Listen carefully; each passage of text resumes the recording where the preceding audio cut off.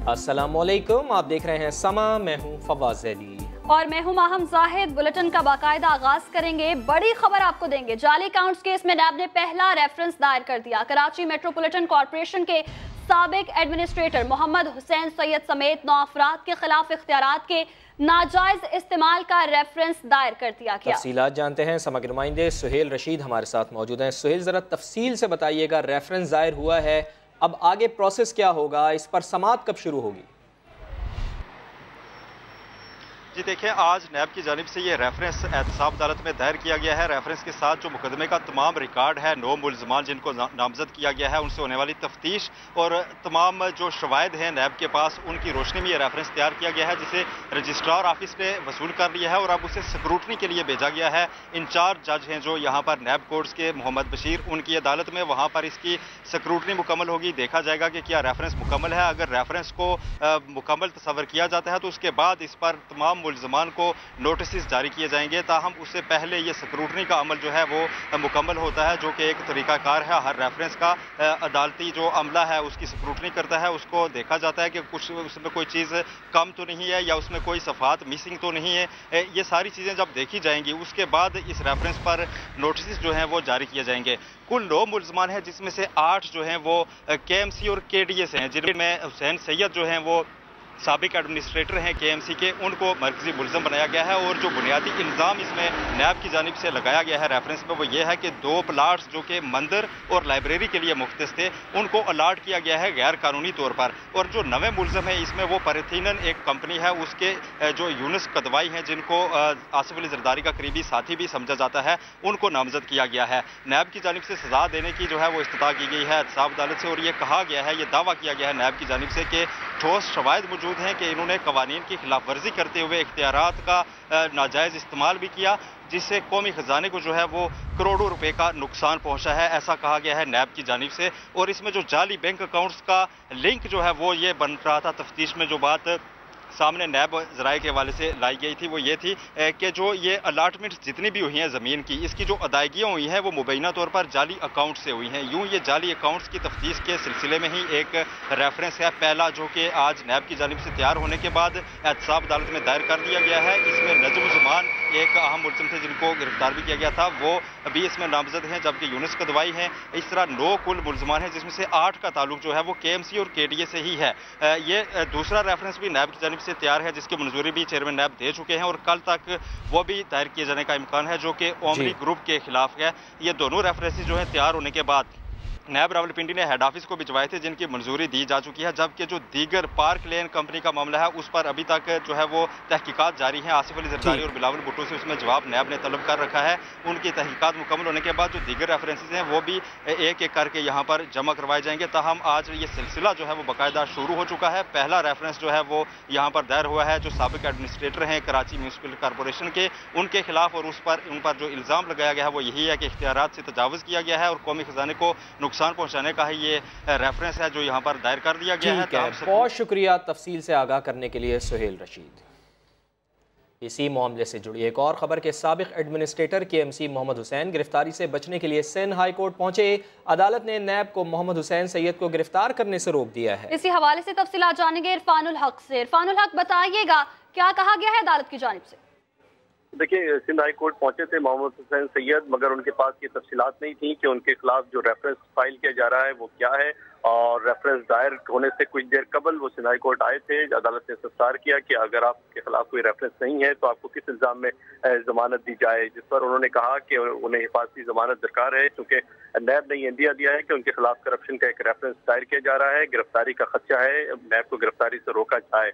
अदालत ने जमानत मंजूर करने के बजाय नैब हुकाम को नोटिस जारी किए हैं 24 अप्रैल के लिए, और ये हिदायत की है कि आइंदा समात तक मुलजिम को गिरफ्तार न किया जाए। और ये भी हिदायत की है मोहम्मद हुसैन सैयद को कि अगर आइंदा समात से कबल आपके खिलाफ इल्जामात वाज़ेह हो जाएं और कोई तहरीरी या शवाहिद या आपके पास कोई डॉक्यूमेंट मौजूद हो तो वो भी लेकर आएँ। जी, बहुत शुक्रिया इरफानुल हक, आप हमें अपडेट कर रहे थे।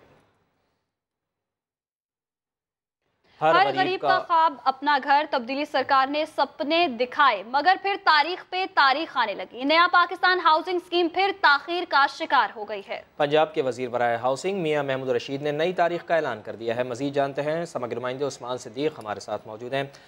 उस्मान, ये बताइएगा, हाउसिंग स्कीम में बार बार ताखीर क्यों होती है? तारीख पे तारीख देते हैं मियां महमूद रशीद और फिर पीछे हट जाते हैं। ताखीर की वजूहात क्या है आखिर? जी बिल्कुल, पहले भी समा से बात करते हुए मियां महमूद रशीद जो सूबाई वजीर हाउसिंग है, उनकी जानिब से जो फरवरी मार्च है उसके महीने में फैसलाबाद में इस मंसूबे के इफ्तिताह की तारीख दी गई। लेकिन अब जब हमने उनसे इस हवाले से बात की तो उन्होंने एक नई तारीख दे दी जो अप्रैल और मई की तारीख दी गई है। फैसलाबाद को पहले फेज 1 से निकाला गया और जो यहाँ की जिले इंतजामिया है, जो यहाँ के जिले हुकाम है, उनके मुताबिक अभी तक फैसलाबाद में कोई ऐसी जगह, कोई ऐसा एरिया डिक्लेयर ही नहीं किया जा सका जहाँ पे लोगों को जो घर हैं वो दिए जा सके। फैसलाबाद से 94,000 के लगभग शहरियों ने नया पाकिस्तान हाउसिंग स्कीम में अपने घर के लिए दरखास्तें दी। लेकिन अब जो शहरी हैं वो इस हवाले से हुकूमत को कोसते भी नजर आ रहे हैं, जिनकी जानिब से ये कहा जा रहा है कि पुरानी जो हुकूमतें थी उनके तर्ज अमल पे ही चला जा रहा है। हुकूमत तारीखों का लॉलीपॉप दे रही है और जो घर है उनके लिए अभी तक जगह जो है वो डिक्लेयर नहीं हो सकी। जब महमूद रशीद साहब से हमने इस हवाले से सवाल किया तो उनका ये कहना था कि बस्ती बसानी है, लाखों घरों को बसाना है और उनको ये भी डर हक था, जो उन्होंने हमारे साथ बात करते हुए कहा कि कहीं नैब जो है वो बाद में जब हुकूमत से जाए तो नैब उनके खिलाफ केसेस ना बना दें। कुछ इस तरह की वजूहात भी वो बयान करते नजर आए। लेकिन ताहाल फैसलाबाद में कोई इस तरह का प्रोजेक्ट, इस तरह का मंसूबा जिसपे शहरियों को घर दिए जा सके, वो अभी तक डिक्लेयर ही नहीं हो सका। जी, यानी मियां महमूद रशीद को भी नैब का डर सताने लगा है। बहुत शुक्रिया आपका, आप हमें आगाह कर रहे थे। उस्मान सिद्दीक, वजीर बराए हाउसिंग पंजाब। मियां महमूद रशीद कहते हैं बस्ती रातों रात नहीं बस जाती, तमाम कवानीन पर अमल दरामद करना पड़ता है। लोधरा, चिश्तियाँ और उकाड़ा में अप्रैल के दूसरे हफ्ते में नया पाकिस्तान हाउसिंग स्कीम का इफ्तिताह किया जाएगा। फैसलाबाद में मई के पहले हफ्ते में इफ्तिताह करेंगे। वजीर हाउसिंग महमूद रशीद का ऐसा कहना है। लोधरा, चिश्तियाँ, उकाड़ा में अप्रैल के दूसरे हफ्ते इफ्तिताह होगा। फैसलाबाद की प्लानिंग है वो आखिरी मराहल में इंशाल्लाह, और उम्मीद है कि अप्रैल आखिर में या मई के शुरू में जो है ना वो यहाँ पर इस प्रोग्राम को बाकायदा हम लॉन्च करेंगे। घरों को बनाना है, लाखों घरों को बनाना है। रातों रात बस्ती जो है ना वो नहीं बस्ती, बस्ती है। ठीक है जी, तो हम वो गलतियाँ नहीं दोहराने जा रहे जो शहबाज शरीफ साहब ने दोहराई हैं और डंडोरा पीट के आशियाना के लिए आज वो नैब के अंदर मतलूब हैं। तमाम जो मुल्की एग्जिस्टिंग कवानीन और जवाबत हों उनको फॉलो करते हुए 3, 4, 5 माह का प्रोसेस लगता है। पेपरा रूल्स है, फिर उसमें प्री क्वालिफिकेशन है, फिर कंपटीशन है, इंडिपेंडेंट ट्रांसपेरेंट तरीके से उसकी टेंडरिंग का प्रोसेस है। तो इस सारे में 3-4 माह का अरसा लगता है और वह अब आखिरी मराहल। महमूद रशीद की गुफ्तगू आपने सुनी। आगे बढ़ेंगे, आपको बताएंगे रहीम यार खान में मालगाड़ी हादसे के बाद से अब तक लाहौर कराची मरकजी लाइन को क्लियर नहीं किया जा सका। ट्रेनों की आमदरफ्त कई घंटे ताखीर का शिकार है। रेलवे का ऑपरेशन कब तक मामूल पर आने का इम्कान है, जानते हैं समग्र नुमाइंदा तरहब असगर हमारे साथ मौजूद हैं। तरहब, बताइएगा कि ये ऑपरेशन कब मामूल पर आएगा और नए औकात कार बताए गए हैं रेलवे के? जी बिल्कुल, अगर इस हवाले से बात करें तो फिल वक्त अभी भी रेलवे हुकाम जो है वो कह रहे हैं तकरीबन 24 घंटे का वक्त दरकार है कि ट्रेनें जो है वो अपने मामूल पे आएंगी। इसके साथ साथ अभी तक 24 घंटे से ज़ायद का वक्त गुजर चुका है इस वाक़े को हुए हुए और सिर्फ 4 ट्रेनें जो है वो कराची से लाहौर तक पहुंच चुकी हैं। इसके साथ साथ जिना एक्सप्रेस जो है वो 5:15 बजे पहुंचेगी, जो कि 10 घंटे की ताख़ीर के बाद लाहौर पहुंच रही है और 6 बजे वो कराची के लिए रवाना होगी। इसके साथ साथ बिजनेस एक्सप्रेस जो है 3:30 बजे यहाँ से रवाना होनी थी, जो कि सुबह 7 बजे रवाना होगी। और उसके अलावा जो है कराची एक्सप्रेस उसको मुअत्तल कर दिया गया है। यहाँ पे बहुत सारे मुसाफिर ऐसे भी हैं जो यहाँ पे रात गुजारने पर मजबूर हैं, क्योंकि रावलपिंडी से यहाँ कराक्रम एक्सप्रेस जो है वो पहुँचेगी सुबह 8 बजे जो है वो रवाना होगी। जो यहाँ पे स्टेशन पे लोग रात गुजारेंगे, बहुत बड़ी तादाद उनकी यहाँ पे मौजूद है। उसके साथ साथ मैं ये भी बताती चलूँ कि हेल्प डेस्क जो है वहाँ पे काफ़ी ज़्यादा रश लगा हुआ है, जहाँ पे इन्फॉर्मेशन सही तरीके से मुसाफिरों को नहीं दी जा रही है और जिस पे मुसाफिर जो है वो सरापा एहतजाज भी है। फिल वक्त मेरे साथ एक ऐसे मुसाफिर मौजूद है। तरहब, आप हमारे साथ ही मौजूद रहेगा। अब रुख करेंगे कराची का, जहाँ आने और जाने वाली ट्रेनें कई घंटों से ताखीर का शिकार हैं। इस वक्त क्या सूरत हाल है, जानेंगे अली हसनैन से। जी अली हसनैन, बताइएगा कितनी ताखीर हुई है ट्रेनों की आमदरफ्त में? जी हाँ, हम देखें जिस तरह से अभी तरह पता कि लाहौर से जो ट्रेनें हैं वो ऑलरेडी ताख़ीर से कराची पहुंचेंगी और जब कराची 6 से 8 घंटे की ताख़ीर से पहुंचेंगी तो लाजमी सी बात है कि उनको यहाँ से जाने में बहुत ज़्यादा वक्त लगेगा। बहुत से मुसाफिर हैं जो कि यहाँ सफ़र करने आए हैं उर्दू वाला, लेकिन इनको इस वक्त इंग्लिश वाला सफ़र करना पड़ रहा है और इस वक्त जो है वो कई ट्रेनें हैं जो पाकिस्तान रेलवे है जिसको अभी तक वक्त पर ला नहीं सका है, जिसमें अगर कहा जाए कि अल्लामा इकबाल एक्सप्रेस है जिसको 2 बजे यहाँ से चलना था लेकिन 5 बजे उसका वक्त बताया जा रहा है कि वो यहाँ से चलेगी, लेकिन इसमें भी ये बताया जा रहा है कि वो अब मजीद लेट हो सकती है। साथ साथ ये बताया जा रहा है कि जो तेज़गाम है उसमें भी 2 घंटे की ताख़ीर होगी। कराची एक्सप्रेस को जिस तरह से बताया गया कि मुअत्तल कर दिया गया है। साथ साथ ये बताया जा रहा है कि जो पाकिस्तान एक्सप्रेस है उसको 1 बजे चलना था लेकिन 7:30 बजे उसकी रवानगी का वक्त यहाँ से मुकर्रर किया गया है। लोग मुसाफिर बहुत ज़्यादा परेशान है। अच्छा बच्चे आप बताओ कौन सी ट्रेन आप लोगों की थी, कब से आप लोग आए हुए? पाकिस्तान एक्सप्रेस थी, हम लोग 11 बजे से आए हुए। 11 बजे से आए वो। बाजी आपकी बताएं कौन सी ट्रेन? हमारी भी पाकिस्तान है। आप लोग साथ ही हैं? हाँ। अच्छा ये बताएं पाकिस्तान एक्सप्रेस 7:30 बजे चलेगी, 11 बजे से आप लोग आए हुए हैं, तो कितनी परेशानी आप लोगों को हो रही है? हो रही है, देखो बच्चे छोटे छोटे हैं, रो रहे हैं, परेशानी हो रही है, धूप इतनी, गर्मी इतनी, क्या करें। बिल्कुल बेशक इन लोगों को जो मुसाफिर हैं उनका यही शिकवा है कि हमें बहुत ज़्यादा परेशानी हो रही है। कई घंटे की ताख़ीर है, जो सबसे ज़्यादा ताख़ीर है वो 22 घंटे की बताई जा रही है। रेलवे निज़ाम मुतासिर है और मुसाफिर शदीद परेशान हैं। अली हसनैन हमें कराची से अपडेट करे थे, जबकि लाहौर से हमें अपडेट करी थी तरहब। बहुत शुक्रिया आपका। मुल्तान रेलवे स्टेशन पर ट्रेनों का शेड्यूल शदीद मुतासर होकर रह गया है। मुतादिद ट्रेनें घंटों ताख़ीर का शिकार हैं, ऐसे में मुसाफिर रुल गए हैं। मज़ीद जानेंगे समा के नुमाइंदे अमजद मलिक बताएगा क्या सूरत हाल है। जो गाड़ी का हादसा पेश आया उसके तहत पूरे मुल्क में जो ट्रेनों का जो शेड्यूल है वो दरम बरम होकर रह गया है। जो बड़ी तादाद में जो शहरी हैं जिन्होंने मुख्तलिफ शहरों में जाना है, अपने घरों में जाना है, उनको बहुत ज़्यादा मुश्किलात का सामना करना पड़ रहा है। यहाँ से जो कराची के लिए जो सुबह एक तेज़गाम आनी थी 7 बजे, वो अभी तक नहीं पहुँच सकी। मुझे बताइएगा कि आपने कहाँ जाना था, किस ट्रेन पर जाना था, कितनी ताख़ीर का शिकार है? हमने तो घोटकी जाना था शालीमार पर।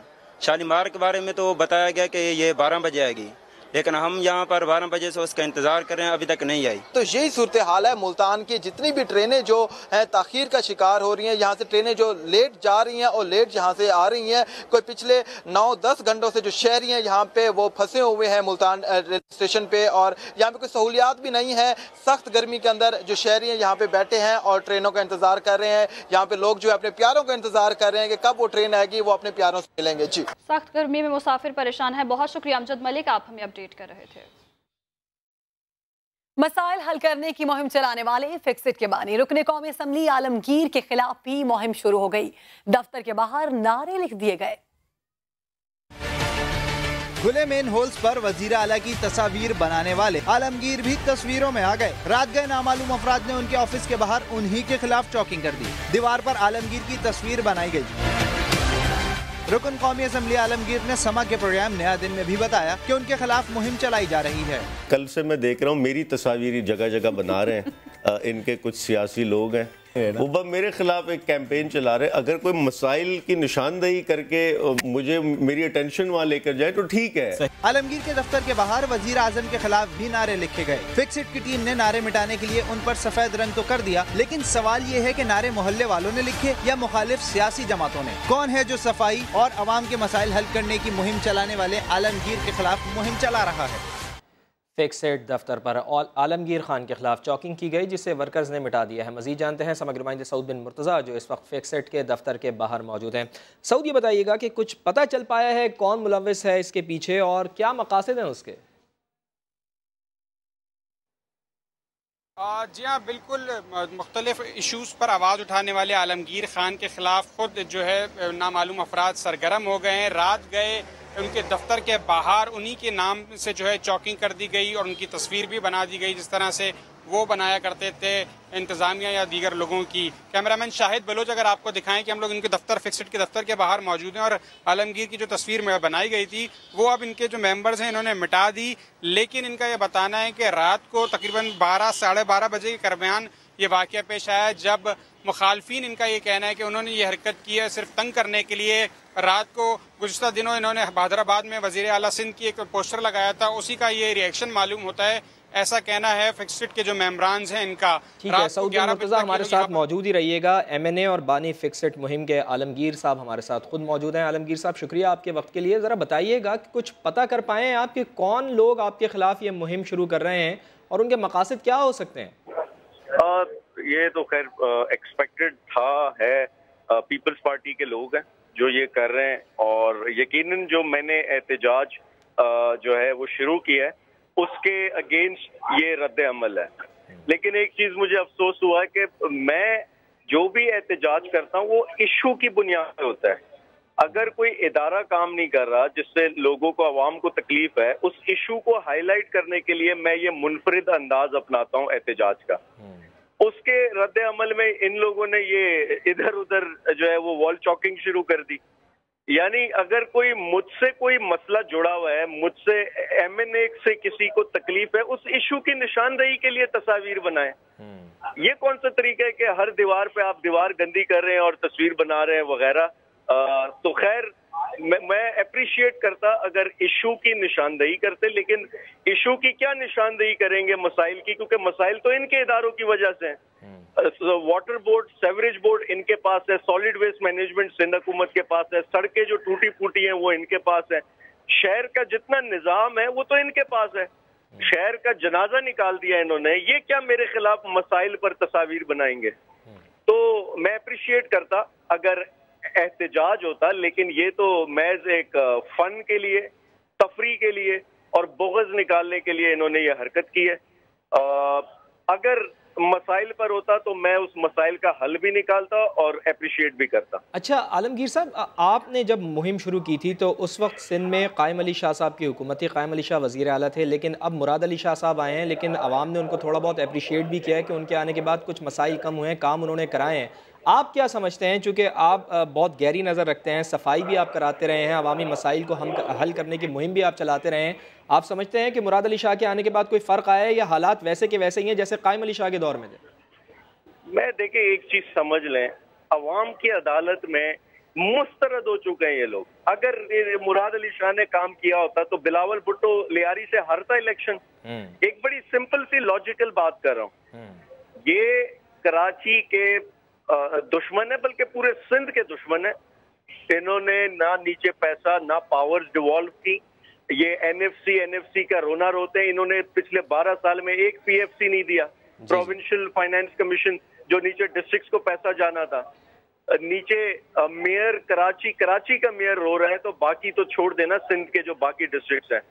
तो इन्होंने जुल्म किया, इदारे मफलूज कर दिए, तो कराची जो है वो छठा गंदा तरीन शहर बन चुका है। रास्त आपने पाकिस्तान पीपल्स पार्टी के ऊपर इल्जाम लगा दिया है, बहुत शुक्रिया आपका आलमगीर खान। मेयर कराची वसीम अख्तर कहते हैं MKM के दौर में शहर के अस्पतालों का ख्याल रखा जाता था, ऐसी सूरत हाल नहीं थी। वज़ीर आज़म इमरान खान से मदद की अपील कर दी, बोले शहर ICU में है। वसीम अख्तर ने सरबराह PSP मुस्तफ़ा कमाल पर तनकीद के निश्तर चला दिए। जब MQM की गवर्नमेंट थी तो इस अस्पताल और बाकी 13 अस्पतालों का ख्याल रखा गया है। अब्बासी की शक्ल ऐसी कभी नहीं थी। अल्लाह करे प्राइम मिनिस्टर साहब तक ये बात पहुँचे, सदर साहब जो कराची से हैं, गवर्नर साहब जो कराची से हैं, उन तक ये बातें पहुँचें कि 8 से 10 साल बाद झाड़ू खरीदी जा रही है। इसी अवाम ने आपको वोट भी डाला है और प्राइम मिनिस्टर बनाया है। हमें पता है आपका जज्बा है कि आप मुल्क के हालात को बेहतर करें, मगर Karachi needs your help. Karachi ICU में है, कराची तबाह हो चुका है, उन्हें जा नहीं रहा। कोई भी सिस्टम इंटैक्ट नहीं है इस शहर का। कराची डेवलप होगा तो मुल्क डेवलप होगा। अगर उस शख्स को अंग्रेजी या उर्दू आती होती तो ये बातें ही नहीं करता। वो मीटिंग को मीटिंग कहता है और डिमांड को डिमांड कहता है। तो ना उर्दू आती ना अंग्रेजी आती, सिर्फ क्रिटिसाइज करना आता है उसको। और अब कुछ बात करेंगे मैट्रिक इम्तिहानात की। सिंध भर में मैट्रिक इम्तिहानात पर नकल माफिया ने पंजे गाड़ रखे हैं। वक्त से पहले पर्चे तो आउट होते ही थे, अब ये पर्चे सोशल मीडिया पर भी बासानी दस्तयाब हैं। नकल माफिया बेलगाम। सिंध भर में मैट्रिक के इम्तिहानात मजाक बन गए। घोटकी और सक्खर में नवी जमात का बायोलॉजी का पेपर वक्त से पहले आउट हो गया। पर्चा वायरल होने पर तलबा को तमाम सवालात के जवाब व्हाट्सएप पर मिल गए। खैरपुर में दफा 144 के नफाज को नकल माफिया ने हवा में उड़ा दिया। किसी ने खिड़कियों से दोस्तों को फर्रे दिए तो कोई कॉपी से खुल्लम खुल्ला छपाई करता रहा। हैदराबाद में वजीर तालीम सैयद सरदार अली शाह का गवर्नमेंट बॉयज हाई स्कूल हाले पोटो का दौरा। नकल करवाने पर स्कूल के हेडमास्टर समेत 3 एक्सटर्नल्स और इंटरनल को मुअत्तल कर दिया। दादू में भी नालायक तलबा अपने मुस्तकबिल नकल करके तारीख करते रहे। नवाब शाह में भी खूब फर्रे चले। थर पार करके इम्तिहानी सेंटर में मोबाइल फोन का आजादाना इस्तेमाल जारी था। भक्कर ट्रैफिक हादसे में जख्मी नवी जमात की तालिबा का अस्पताल में पर्चा लिया गया। कंट्रोलर की जानिब से अस्पताल वार्ड को ही सेंटर बनाकर अमला भेजा गया। फरहान पराचा की रिपोर्ट देखिए। हादसे के जख्म सानिया बतूल की राह में रुकावट नहीं बन सके। भक्कर ट्रैफिक हादसे में जख्मी नवी जमात की तालिबा ने डिस्ट्रिक्ट हेडक्वार्टर अस्पताल में बेड पर इस्लामियात का पर्चा दिया। तो मेरा पेपर बहुत अच्छा हुआ है। मैं कंट्रोलर साहब का शुक्रिया अदा करती हूँ कि उन्होंने मुझे ये मौका दिया और मेरा टाइम ज़ाया होने से बच गया। और उसके अलावा आज मेरे तमाम पेपर नाम क्लास के ख़त्म हो गए हैं। पेपर लिखने के लिए सानिया ने साथी तालिबा की मुआवनत हासिल की। भक्कर में 4 रोज पहले सानिया मुसाफिर बस हादसे का शिकार हुई थी, जिसमें 6 तालिबात और रक्षा ड्राइवर जाँ बहक हो गए थे, जबकि 2 तालिबात जख्मी हुई थीं। फरहान पराचा, समा, भक्कर। कराची में मैट्रिक इम्तहानात के दौरान व्हाट्सएप ग्रुप आज फिर एक्टिव रहा। तलबा को हलशुदा पर्चा भेजा जाता रहा। तलाशी के दौरान तलबा से मोबाइल फोन भी मिले। ये क्या हो रहा है? व्हाट्सएप पर पूरा का पूरा पर्चा आ रहा है। क्या ये तलबा के मुस्तकबिल से नहीं खेला जा रहा? वालिदैन देख लें, जो अपने बच्चों को मोबाइल फोन ले जाने की इजाजत दे रहे हैं, वो खुद ही उनका मुस्तकबिल उजाड़ रहे हैं। मोबाइल का यूजेज जो है ना, उस पर थोड़ा कंट्रोल करना चाहिए माँ बाप को। स्कूल में मोबाइल लेके ना जाए। वो पेरेंट्स का कसूर है, क्योंकि मोबाइल अलाउ भी नहीं करना चाहिए और नकल के तो बिल्कुल भी नहीं, क्योंकि मैं खुद भी एक टीचर हूँ। कराची में नवी जमात के कंप्यूटर साइंस का पर्चा शुरू हुआ तो व्हाट्सएप ग्रुप फिर एक्टिव हो गया। नकल माफिया तुलबा को हलशुदा पर्चे भेजती रही। व्हाट्सएप की घंटी बजती रही। चेयरमैन मैट्रिक बोर्ड ने शाह फैसल कॉलोनी में स्कूल पर छापा मारा तो तालिबे इल्म से मोबाइल फोन मिला। इनके केसेस अनफेयर मींस कमेटी के सुपुर्द किए जाएंगे। ये गवर्नमेंट स्कूल है। सरकारी स्कूल में प्राइवेट इन्विजिलेटर्स बैठे थे। चेयरमैन मैट्रिक बोर्ड ने 5 सुपरिटेंडेंट्स को भी मुअत्तल कर दिया। लाहौर में बच्चा अगवा के बाद कत्ल। पुलिस ने मरकजी मुल्जिम ताहिर के 3 भाइयों को हिरासत में ले लिया है। मुल्जिम मकतूल हसन के वालिद का तायाजाद भाई है। मासूम बच्चे के कत्ल की क्या वजूहात सामने आई हैं, जानेंगे समा के नुमाइंदे जहांगीर खान से। जी जहांगीर। ये अली हसन नामी बच्चा जो है, ये कुछ दिन पहले अगवा हुआ था, जिसके बाद आज इसकी लाश जो है एक जेर हिरासत मुल्जिम साजिद की निशानदेही पर पुलिस ने बरामद की है। पुलिस का यह कहना है कि अब तक की तफ्तीश में ये इंकशाफ हुआ कि इस बच्चे को 4.5 एकड़ जमीन के तनाजे पर जो है वो कत्ल किया गया है। मुल्जिमान ने इस बच्चे को अगवा करके इसके वुरसा से, इसके वालिद से 10 लाख रुपए तावान का मुतालबा किया था और तावान वसूल करने से पहले इस बच्चे को कत्ल किया जा चुका था। जो मरकजी मुल्जिम ताहिर है वो मकतूल बच्चे के वालिद का कजन है, उसका तायाजाद भाई है और इन दोनों खानदानों में जमीन का तनाजा एक अरसे से चल रहा था। पुलिस का कहना है कि मुल्जिम अभी फरार है। उसके 3 भाइयों को हिरासत में लिया है। तनाजा चल रहा था। बहुत शुक्रिया जहांगीर खान, आप हमें अपडेट कर रहे थे। रुपए की कदर गिरने, बिजली और गैस की कीमतों में इजाफे से महंगाई मजीद बढ़ जाएगी। एशियाई तरक्याती बैंक ने पाकिस्तानी मईशत से मुताल्लिक़ रिपोर्ट जारी कर दी है। पानी की किल्लत के बाइस ज़रई शोबे की तरक्की का हदफ भी हासिल नहीं हो पाएगा। बजट खसारे में कमी लाना हुकूमत के लिए बड़ा चैलेंज है। रिपोर्ट में मजीद क्या लिखा गया है, ये जान लेते हैं। समग्र नुमाइंदे शकील अहमद हमारे साथ मौजूद हैं। शकील साहब बताइएगा, एशियाई तरक्याती बैंक की पाकिस्तानी मईशत से मुताल्लिक़ रिपोर्ट में क्या कहा गया है? देखिए फवाद, इस रिपोर्ट में ये भी कहा गया है उन्हीं करोड़ों की वजह के लिए बाहरी कर्जे लेने पड़ेंगे और इसलिए और दीगर दोस्त मुल्कों के साथ हुकूमत में बातचीत कर रही है और मदद ले भी रही है। साथ साथ ये कहा गया कि इस साल का फिस्कल ईयर का जो टारगेट था जीडीपी ग्रोथ का वो 6% था, लेकिन अब वो 3.9% रहने का इम्कान है। रुपए की कदर गिर रही है। बिजली और गैस की कीमतों में इजाफे से महंगाई मजीद बढ़ेगी और 7.5% तक एवरेज रहेगी फिस्कल ईयर के दौरान। साथ साथ ये कहा गया है जो तकाबली इंडेक्स है पाकिस्तान का, बिजनेस इंडेक्स, वो 140 ममालिक में 107वें नंबर पर है पाकिस्तान और इसमें पाकिस्तान को बेहतरी लाने की जरूरत है, वैल्यू एडिशन की जरूरत है एक्सपोर्ट्स के अंदर, ताकि यहाँ पे बिजनेस बढ़े और लोगों को मौके मिले इन्वेस्टमेंट के। जी बहुत शुक्रिया आपका शकील अहमद।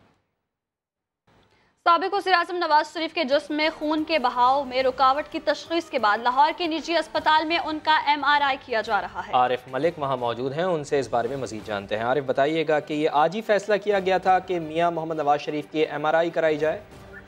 नहीं जी, कल उन्होंने फैसला किया था कि इनकी MRI करवाई जाएगी, क्योंकि कल जो डॉक्टर ने उनका तिबी मुआयना किया था तो उसमें उन्होंने इंकशाफ किया था कि इनके दिमाग और गर्दन में जो ब्लड सर्कुलेशन है वो ठीक नहीं है। 43% जो है ब्लड सर्कुलेशन जो है वो नहीं हो पा रही और ये हार्ट अटैक होने का खतरा है। तो उसके बाद उन्होंने फैसला किया कि मियाँ साहब के दिल और गुर्दों का MRI करवाया जाए। तो आज इसी वजह से एक निजी अस्पताल में मियाँ साहब को लाया गया है और यहाँ पर MRI अब मियाँ साहब की जो मुकम्मल कर ली गई है। दिल और गुर्दों की दोनों की MRI जो है वो इस वक्त कर ली गई। ये 1 से 1.5 घंटे का प्रोसेस में लगा है और अब से कुछ देर बाद मियाँ साहब यहाँ से जाती हुआ जो रवाना हो जाएंगे। जो मुआयना था, MRI वगैरह का टेस्ट था, वो मुकम्मल हो गया है। बहुत शुक्रिया आपका आरिफ मलिक।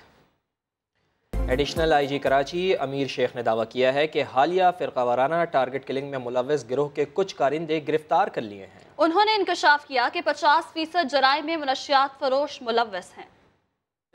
पुलिस की किलिंग में हमने ज़्यादा ये देखा है, मोर देन 50% वो हैं या वो मंशियात फरोशों का टारगेट है या वो क्रिमिनल एलिमेंट्स का टारगेट बना है कि गया छापा मारने उधर हिट हो गया, या किसी क्रिमिनल बड़े को उसने पकड़ा था, वो बाहर निकला 2-4 महीनों बाद उसने इसको हिट किया है। तो बहुत कम केसेस में पुलिस वाला जो हिट हुआ है वो दहशतगर्दी है। रिलीजियस हवाले से एक गैंग है, कुल हमने इसको आइडेंटिफाई किया है, वी आर आफ्टर देम। 1-2 उनके लोग पकड़ लिए हैं, दैट हैव बीन अरेस्टेड। तो इंशाल्लाह मजीद उसमें कामयाबी होगी। फिर मैं हमेशा कहता हूँ ना, ड्रग्स की बात है ना, 3 किस्म की आस्पेक्ट्स है ना। एक है सप्लाई लाइन कि ड्रग्स आ कहाँ से रही है, police can cut them out. दूसरा है डिमांड को रिड्यूस मैंने कौन कर रहा है, डिमांड किस किस की, यंगस्टर्स हैं, फिल्म स्टार्स हैं, ठीक है ना, ये इसको मैंने डिमांड को कर्टेल कैसे करना है, ठीक है ना।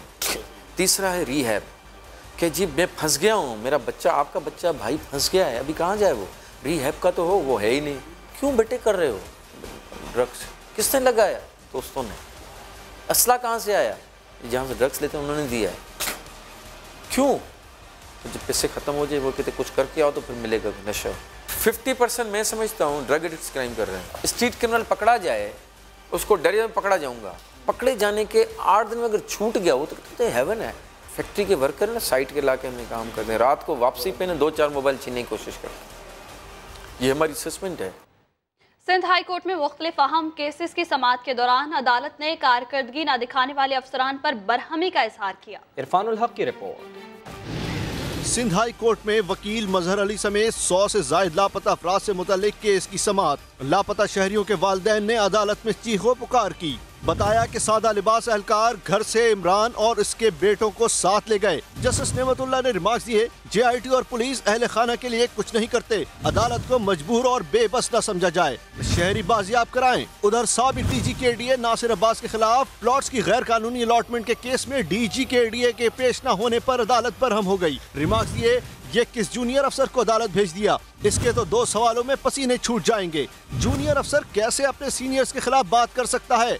दूसरी जानिब मनी लॉन्ड्रिंग केस में खानानी एंड कालिया मनी चेंजर्स के मालिकान की बरियत के खिलाफ समाअत में FIA के वकला से अदालत ने इस्तफसार किया। बताएं मातहत अदालत के हुक्म में क्या खामी है, पेश होने वाले 42 गवाहों से मुतालिक तफसील बताएं। FIA हुक्काम अदालत के किसी सवाल का जवाब न दे सके, जिस पर अदालत बरहम हुई। अदालत ने खानानी एंड कालिया मनी चेंजर्स के मालिकान की बरियत के खिलाफ FIA की अपील मुस्तरद कर दी। उधर शहरी ने नैब के कॉल अप नोटिस को चैलेंज किया तो इंकशाफ हुआ कि कॉल अप नोटिस जाली है। जाली कॉल अप नोटिस भेजने के इंकशाफ पर chief justice Sindh high court NAB पर बरहम हो गए। रिमार्क्स दिए, कोई घर का भेदी लंका तो ढा रहा है। अदालत ने 12 अप्रैल को DG KDA कराची और डिप्टी डायरेक्टर से जवाब तलब कर लिया। इरफानुल हक, समा, कराची।